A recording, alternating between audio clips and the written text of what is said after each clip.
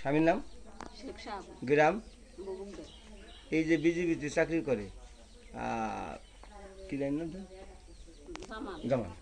বিজেপিতে যে চাকরি করে, মানে কি হয়েছে, কি সমস্যা করছে আপনাদের বলেন তো? ও সমস্যা খালি আমাকে করে না, আরো করছে মানুষ, আরো কাছে করে আপন শ্বশুর বাড়ি যাইয়ে ওরা শ্বশুর শালা হইলো থাকে বিদেশি, সেই বিদেশে জমি বিক্রি জমি রাখছে, সেই জমি ও লেখে নিয়ে গেছে। এই কথা লেহার কথা হুই নেই, ওর শ্বশুর জায়গায় স্টক করে মরে গেছে। আজকে যে একটা ঘটনা ঘটছে, আজকের কি ঘটনা ঘটছে কোন তো? আজকে আমার বাসুর গেছে দোকানে দুধ নিয়ে, দোকান নিয়ে দুধ বেইছে, হে বইছে দোকানে চা খাবার নিয়ে, ও জামালা এসে কয় কি যে তোর কাছে টাকা দিছি 12 লাখ টাকা, 12 লাখ ফেলা। তো আমার বাসুর কইছে কি যে না টাকা তো আমি নেইনি, আমার হাতে তো দেশ নাই। এই এক কথায় দুই কথায় মনে হবেন ঠেলা ধাক্কা এরকম হয়েছে। বাসুরের নাম কি? রহমান শেখ। তো রহমান শেখ মারধর করছে কারা?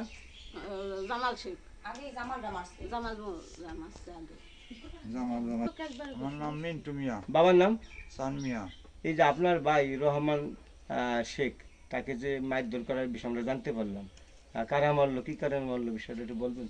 আমি বাড়িতে ছিলাম না, সকালবেলা এসে শুনলাম যে জামাল মুন্সি আর তার ছেলেরা এবং তার ভাই ভাতি সহ তারপরে সকালবেলা আক্রমণ করছে এবং চলা দিয়ে মারপিট করছে, বিভিন্ন ধরনের কোপ দিছে, অস্ত্র দিয়ে। আমি এসে শুনলাম তাকে নগরকান্দা নিছে, নগরকান্দা রাখে নাই হাসপাতালে, সে এখন ফরিদপুর আছে চিকিৎসাধীন। জামাল মুন্সি কি করে? মেডিকেল বিজেপি চাকরি করে।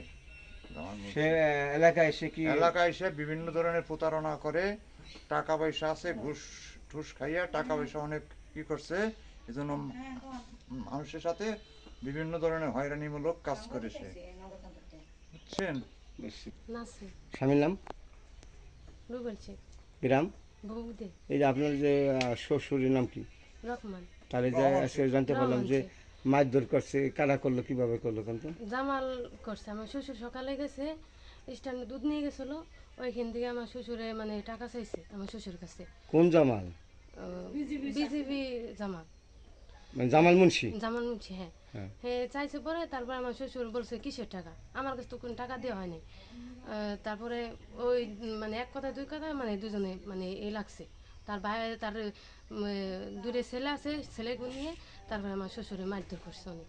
সেখানে আছে কোথায়? নিয়ে গেছিল নগরকান্দা, সেখান থেকে রাখে নেই, নিয়ে গেছে ফরিদপুরে, এখন হাসপাতাল আছে ভর্তি।